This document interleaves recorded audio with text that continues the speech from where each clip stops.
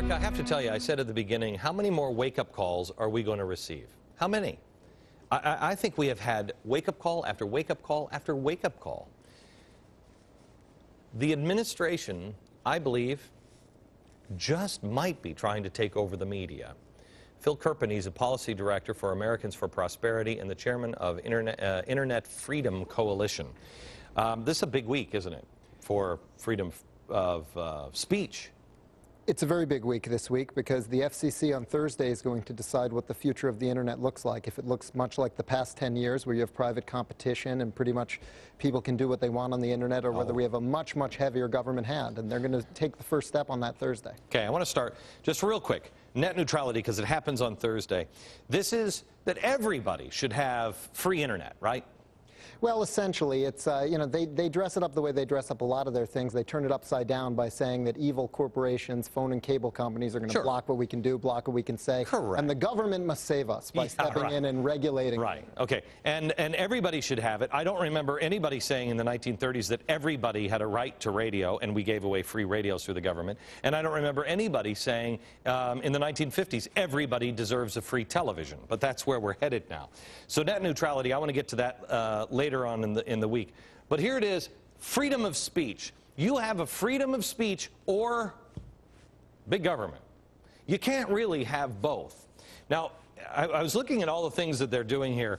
Fox, and help me out where I'm going awry. They're coming after Fox because we're the only ones that are speaking out against this. They're coming also after me because I'm just not thinking right. I'm a danger. And this is really all about profit. That's all this is. We couldn't possibly believe it. It's about profit.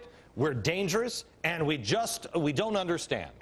Newspapers, however, are right-thinking. They get it. They're helpful, but they don't have any money. So what does the government want to do? They want to bail these guys out, right? That's exactly right. We've got a president who's now said he's open to the idea of bailing out newspapers. And I've got a pretty interesting quote. President Obama said, he said, I'd be happy to look. He said, I haven't seen detailed proposals yet, but I'd be happy to look at them for bailing out newspapers because, quote, I am concerned that if the direction of the news is all blogosphere, all opinions, and no serious fact-checking, what you'll end up with is people shouting at each other. So we need the government-supported newspapers, the right-thinking newspapers. Well, I mean, if I'm not mistaken, they're really going for a new model of PBS. They believe, I mean, a lot of the people in the FCC now believe that PBS is the way to go. It should all be government, like the BBC, right? Absolutely. That's the model that people like Mark Lloyd at the FCC, as well as Robert McChesney, the founder of Free Press, have for years been pushing for huge taxes on commercial broadcasting to pay for vastly expanded public broadcasting under control of government. Okay. I want to ask you this one question. Does this concern you under the umbrella of freedom of speech? Fox is under attack because we're just wrong-thinking Americans. We're a danger, and there's profit.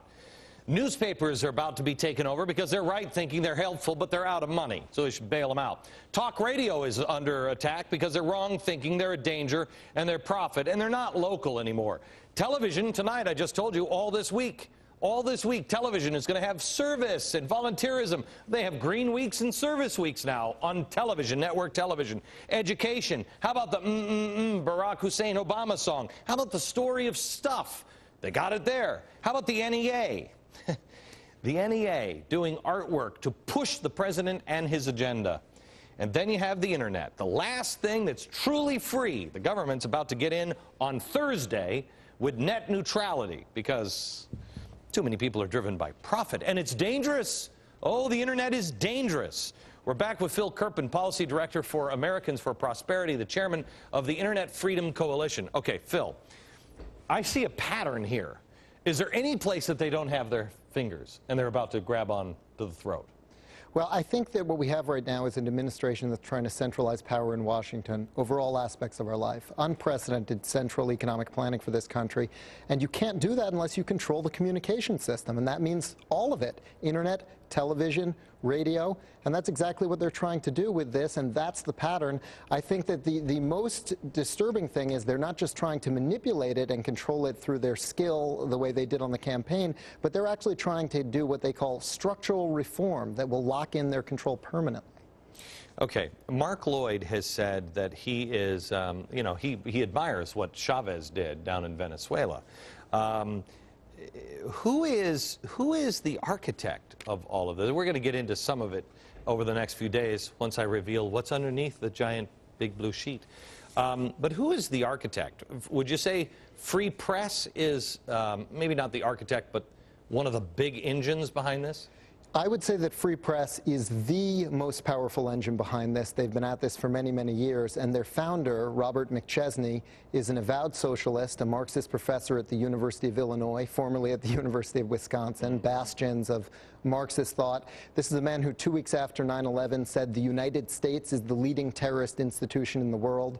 This is a man who earlier this year, in an article called A New Deal, advised President Obama that, quote, in the end, there is no real answer but to remove brick by brick the capitalist system itself, rebuilding the entire society on socialist principles. Right. And this is a man who told a Canadian socialist website, quote, instead of waiting for the revolution to happen, we learned that unless you make significant changes in the media, it will be vastly more difficult to have a revolution. Okay.